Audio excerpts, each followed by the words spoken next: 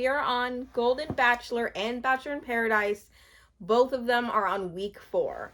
My name is Rusenica. I do casual recaps. I post casual content, and my channel is basically about documenting or commenting on casual or monumental moments. And today we are talking The Bachelor and Golden Bachelor and Bachelor in Paradise.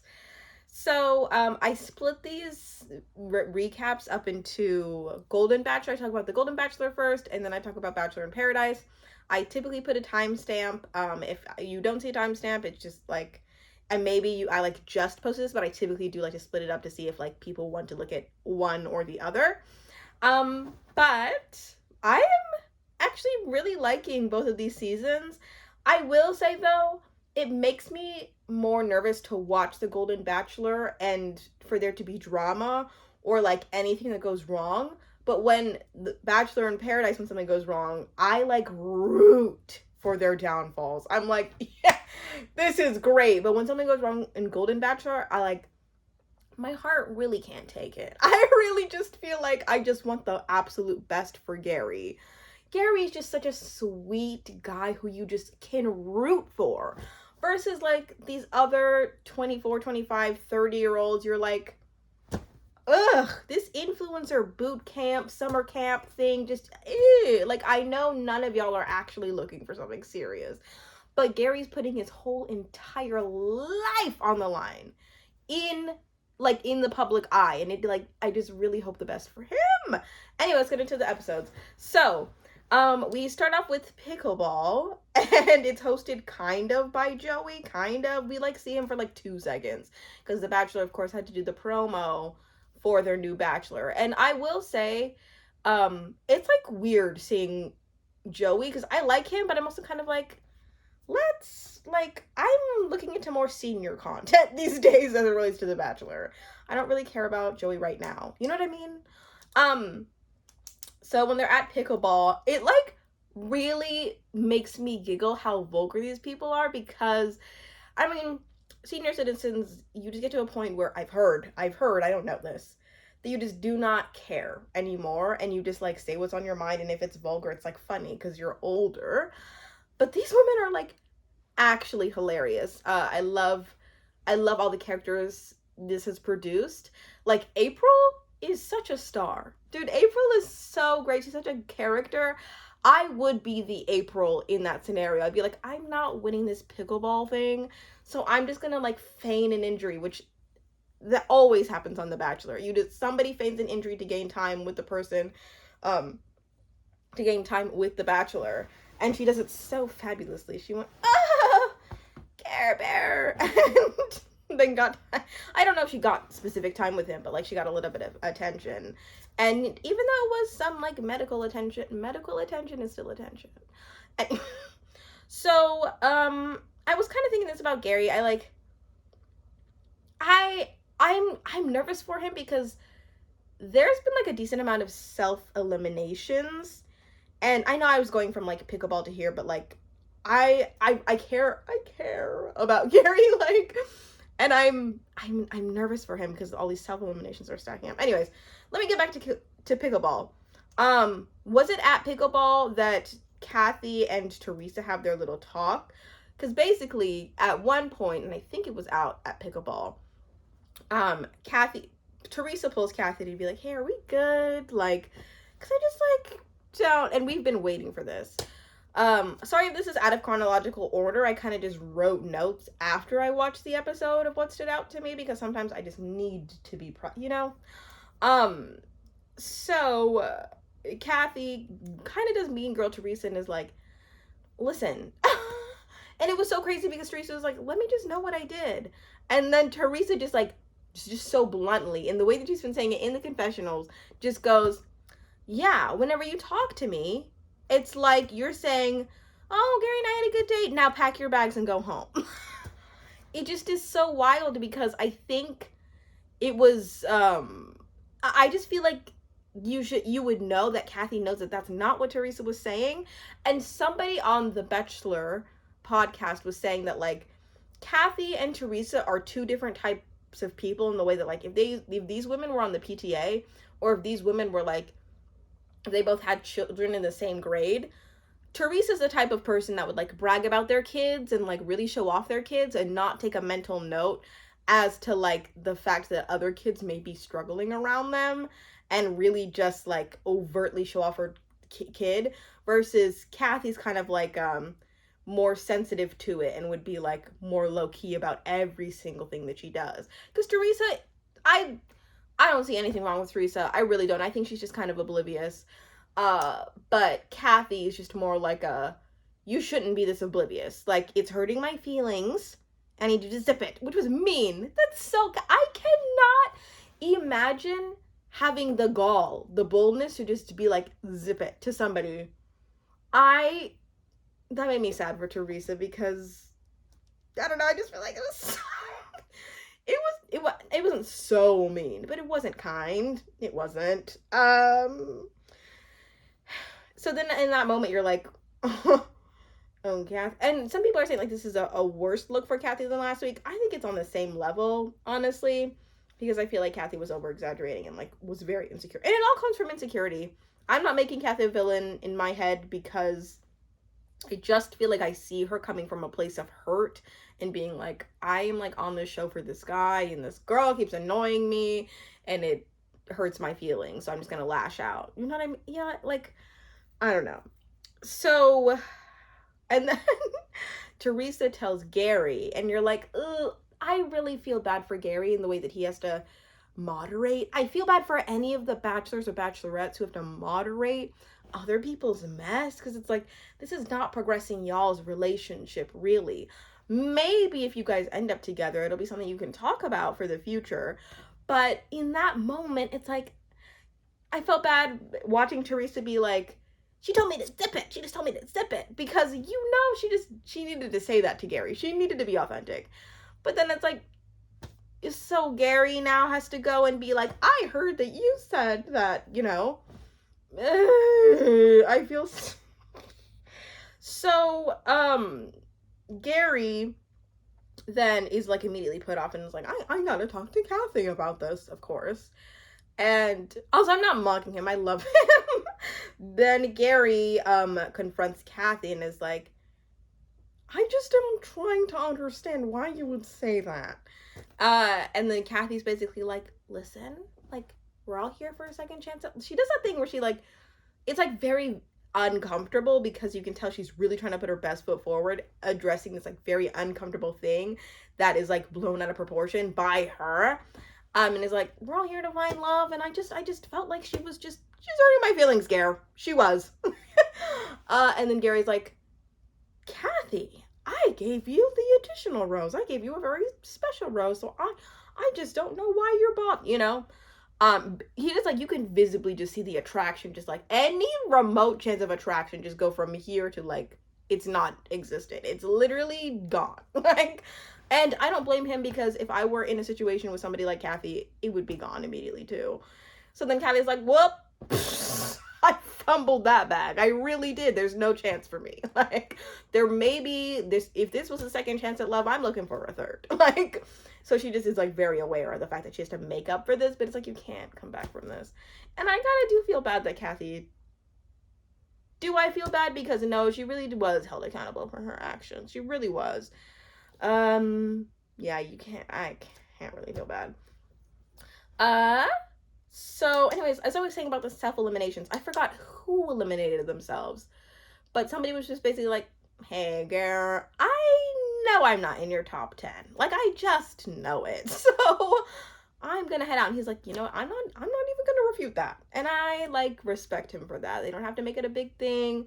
They just are very real about it. And I like that because you can tell, like, after the show, there's not really gonna be any bad blood. Versus the young people love to just drag it out and to be like, what do you mean? Like, you didn't even try. And it's like, no, I did try. Like, you're just, you know. And I just think that it's great to just be so real off the bat and be like, you don't like me. And then for him to be like, you're right. Like, and then for them both just to be like, yeah, like, cool, we'll head out. So, okay. Ellen tells, I think it's Ellen. Please correct me if it's not Ellen. But Ellen tells Gary that she's falling in love with him. Oh my god. I mean, I really don't have an emotional attachment to Ellen, so I can't really feel too emotional about it. I think if it were somebody that we were knew a little bit more about, I would be like, please, oh my god. But I do think that it's really sweet that she opened up to him and told him, because it just, I don't know, I love the idea that you can see a second shot at love, and like people who were, well, I don't know how annoying it is for me to be like, people who are older, like I just love to see them living their lives, and I love to, because it's like really inspiring and great. Also, I was thinking about this when Leslie and Sandra were talking to him, because Leslie and Sandra to me both brought up things that could potentially be red flags. And it made me think about the like weight of dating somebody when you're older. Uh like a potential red flag is Sandra missing her daughter's wedding. You missed your daughter's wedding. What? Like, and this I think proves my point of, me and my husband were arguing about like, these are the people who have the most like life to miss if they come on this show. So, and then he was like, no, these are the people that have the least life to miss. Like you're, and he was saying like in relation to like my grandpa really doesn't do much like throughout the day. But like missing your daughter's wedding, missing your granddaughter's events, missing like your, that in my opinion is like the weight of coming on the show when you're older. Versus when you're young, it's like, oh, I'll miss like a couple like months of work. I'll miss like a friends thing. I'll miss I don't know. Like your time is like expendable, but your time when you're older is not, So Sandra missing, is it Sandra or Sandra? Because I heard Sandra one time and I was like, that doesn't sound correct. Hopefully it's Sandra. Hope y'all aren't annoyed at me for saying Sandra. She misses her daughter's wedding, which, I mean, it's kind of harsh to say it's a red flag because she really did just come on the show and like maybe didn't even think she was gonna make it this far and was like, second chance at love, give it a shot. But it's also kind of like that's your daughter's wedding. Oh my god. Hopefully, like maybe she FaceTimed in on the wedding and they didn't tell us about that. Zoomed in even, because that's like a monumental thing. But yeah, in my opinion, I just kind of feel like, and somebody was saying this on the Bachelor podcast, it had to be like a second wedding. Because I feel like you maybe wouldn't have cared as much as it was like the first time. Or maybe they're just not close and she didn't give a damn about missing her wedding. Maybe. So, red flag or not, somebody like, please give me an opinion. And then also, speaking of red flags, this is more of like a legitimate red flag that I would take into consideration.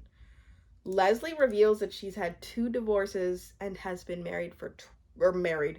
single for 22 years, which doesn't have to be an indicator of anything, right? It really doesn't have to. Like sometimes people just have bad luck with relationships. Not every single relationship is meant to work out. Sometimes experiences just like happen, But it is like, that's like not something to ignore. That is a very weighted thing to just say like, yeah, I've got 2 divorces.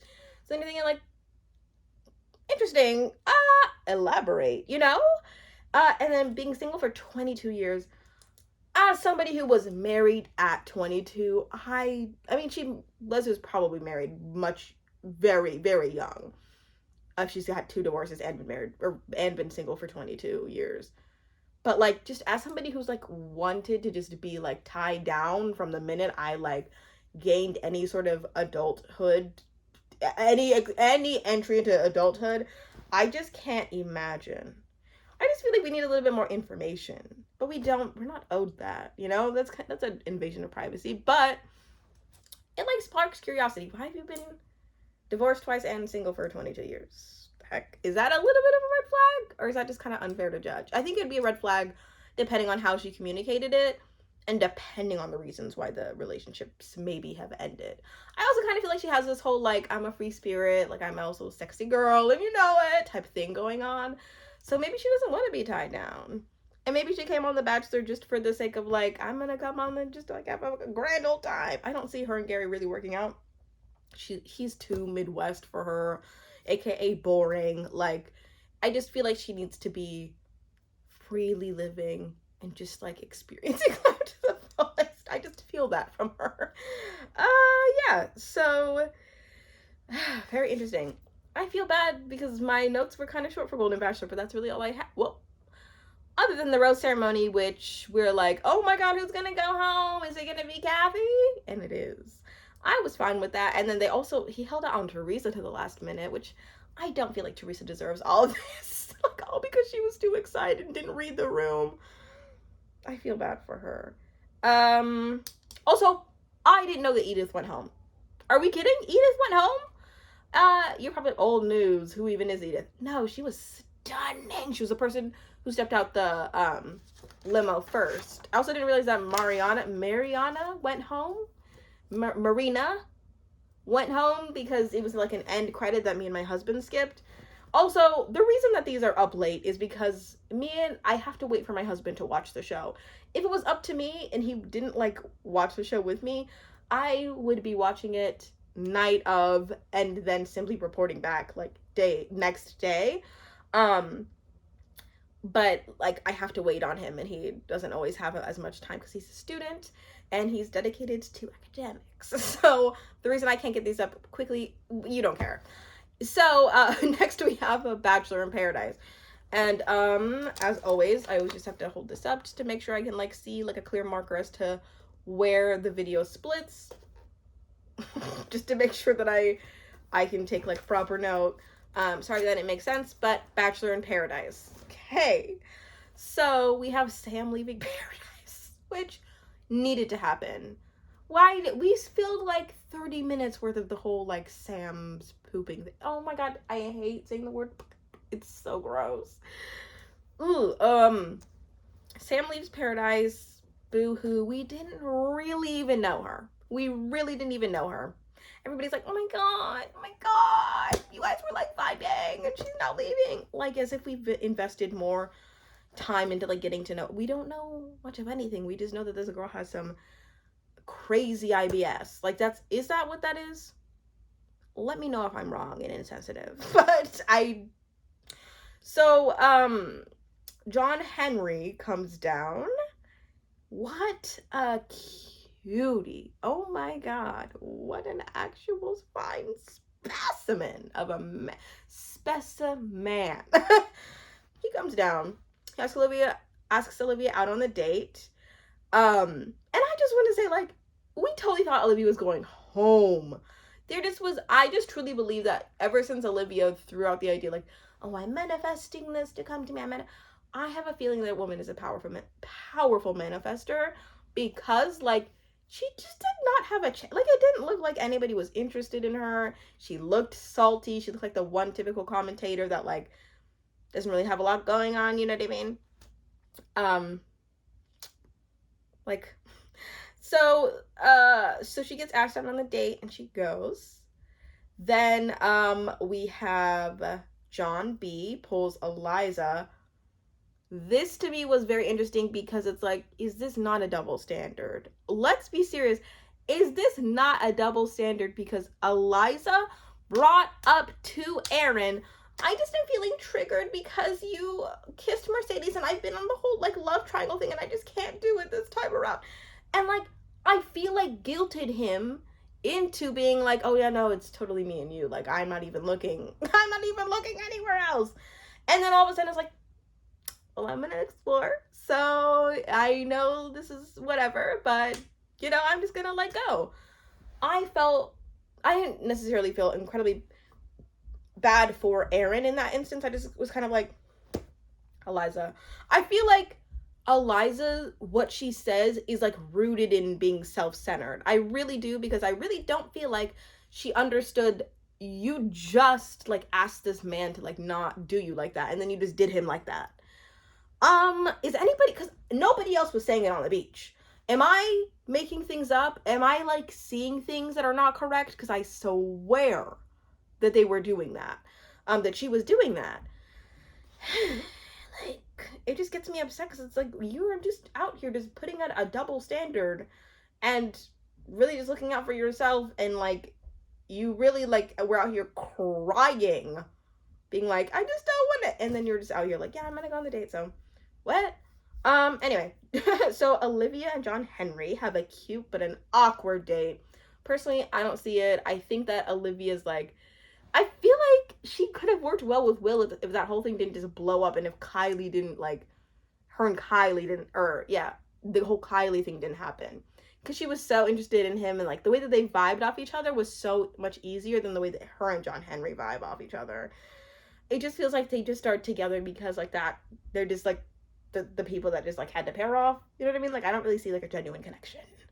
They're not gonna stay together. Imagine they get married. They're the longest lasting couple on Bachelor like nation history. Imagine. Anyway, also the Olivia Peter John Henry of it all was so weird because Olivia's out here like, I don't know who to choose. I don't know who to choose.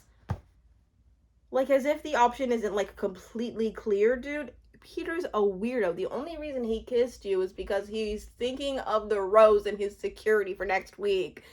That's just my take. That's just what I see. Let me know if you disagree, but like the man does not like her. The man does not like her. He wants to use her. So then, okay. Eliza comes home and is still open to date Aaron, which we're like, so then like, are you gonna be completely monog with him? Or what's gonna, I don't know. I have this feeling towards Eliza that I'm just kind of like bothered by her. Okay, so Sean awkwardly, after the whole truth box thing gets announced, then Sean and like a bunch of other people are like, I don't know, maybe I should like start telling the truth, that I don't have to rely on a damn box to like let me know that I should be honest with people. So then Sean's like, you know what, I'm gonna just go for it with Jess. And as the audience, we're like, don't even do it. Because I think that Jess already had shown that like she had ick from Sean, who wouldn't? Honestly, I am shocked that Rachel even like is going like went with it with Sean, because I just feel like he's not her type. Maybe it was like an easy rose, but I feel like everybody would get the ick from Sean. I don't see him being compatible with like not only anybody from this beach, but anybody like in real life. I don't see anybody like that I could see being wanting to be with him. Maybe a cat of the world, but you have to be like rich and spoiled, I think. By the way, I heard on a podcast that Sean's dad, they mentioned his name, his very specific name, and gave very specific details, that his dad was like on the whole college admissions scandal as one of the perpetrators, the like college cheating admissions scandal, and like he's just a bad person. I heard that, which makes a lot of sense when you look at Sean and his character. So whatever. So Sean awkwardly, also I'm gonna check to make sure that this, okay, perfect. Sometimes I have to check to see that the thing's still going. Sorry about that. I know it's like awkward when I do that sometimes, and I never fully explain what that is. I just have to see the time. Sean awkwardly shoots a shot with Jess and misses, which, God, you hate to see it. You hate to see it, but you also love it because you're like, this is lit. This is great. But it's so like, it felt so bad because you're like, he was like, so you're saying like no? She's like, I mean, I'm not saying no, but I'm saying like it might be a no. He's like, look, just shoot it straight, right? Shoot it straight. And she was like, I mean, honestly, no. And then and then it just happened. Uncomfortable. Oh my God. So, but the whole reason that happened, or not the whole reason that happened, what happened after is Brayden told Rachel like, hey, your boy is like around. He's around. And then Rachel gets pissed and embarrassed because, I mean, I feel like that's really rational to be embarrassed that somebody's out here being like, listen, he's telling people that like you really like him and he doesn't like you, which is like I just said, who would out here be like realistically going for Sean. I don't see the attraction to him. He's attractive in a very odd way. He's pretty in a very weird looking way. He's, like I keep saying, like he's like Brayden said, he's, what's that? Prince Charming from Shrek. Shrek Charming. Weird. Also, I just feel such ick that he's like, yeah, Rachel's more into me. I mean, we didn't see him directly say that, so I don't know if I'm being unfair and say, like, but that's what Brayden said, and I feel like that's kind of the consensus that, and you could see him saying that to somebody. You could. He's the type of guy where you're like, stop, like, be humble, because you don't have room to brag about much, but you, like, put yourself on this pedestal where you're not at. Okay, so Sean then feels betrayed by Brayden for speaking the truth. Of all the things that have come this season, I will say that I have a little bit more admiration and sorry about that, respect for Brayden, because I just think this environment is, like, made for him. And I feel like we're seeing, like, the good parts about him, versus the Bachelorette, like, that was hard. Competition versus, like, this lighter competition where you can just kind of have fun and vibe is, like, better. So Rachel and Brayden then get together. I don't know if it was out of spite or if they're truly attracted to each other, but I kind of feel like if they were truly attracted to each other, something would have happened earlier. You know what I mean? Like, why haven't they got together earlier? I just want to know. Because also somebody was saying earlier that people, or that since they were sitting together at, was it like the men's tell-all? Where were they sitting together? They were sitting together at something. No, it wasn't the men's tell-all, because Brayden was in the audience. Was it, they were sitting together at something that the Bachelor had done. It was like either a men's tell-all, or it was no, after the final rose, right, for charity season. That people were saying, like, oh, like, this is just a fake out. Could it be? I would be living if they were actually dating. I think they'd be a really good couple. They'd be toxic. It would be intoxicating to watch. But I think they'd be okay. Like, it'd be entertaining. But yeah. Did I keep talking? Oh, I forgot to mention that the truth box got smashed, and then people were saying, like, Rachel and Brayden should make out. Rachel and Brayden should make out. Also, did, what's his name? Aaron S. break the truth box because he wrote something in there and he really wanted it to be said? I feel like there was an alternative motive there. He was saying, like, oh, if I go out, I'm gonna go off my 2 middle fingers pointed up. But also, were you pissed at, like, the thing that you wanted was not being said? Was it maybe the cat thing? That would make sense, because he was like, cat, you, like, speaking of cat, I cannot believe that I skipped past the whole cat thing. Okay, so the truth box being smashed revealed that, like, a bunch of notes were written about Kat. I don't know if it's the whole beach, but honestly, whenever people talk to Kat, you can tell that, like, people are looking around to make sure that they're like, are you hearing this, bae? Are you hearing her? Are you hearing this, bae? Because, like, even when when she was, like, spraying Kylie, and like, you could see Kylie being like, I don't see the red splotches, right? I don't see any red splotches. And Kat was like, no, you do, I swear. Kat gets pissed. People are, like, writing these things about her, or a person is writing these things about her. And she just goes off on the brattiest, craziest, most annoying tantrum. I was like trying to find the word tantrum ever. And it just really is so it's not disgusting. It's not disgusting. But it's so childish. It's so childish, and you just can tell that woman was spoiled growing up. She was spoiled. That's why her and Sean need to get together, because they just are a match made in hell. Because they deserve each other. And it's really gross. And she doesn't deserve Tanner. I don't even know Tanner. He could be just as awful as her on the low, but I just I don't like her, and I don't understand how she still has friends around. I feel like maybe her friends are fake. I don't know. I mean, it was kind of mean that a bunch of things were about her, but at the same time, it's like, people don't like you, and you're not likable. So, anyway, that's all I have for this week's episodes and my thoughts. Wherever you are, whoever you are, whatever you're doing, I hope you have a good morning, afternoon, and night. Also, morning, afternoon, and night. Morning, afternoon, or night, and night. If you guys could, it's so cringy asking for like affirmation. Please give me a like, because likes help YouTube to see that my videos are worth watching, and they push them out to more people. So that's it. Thank you.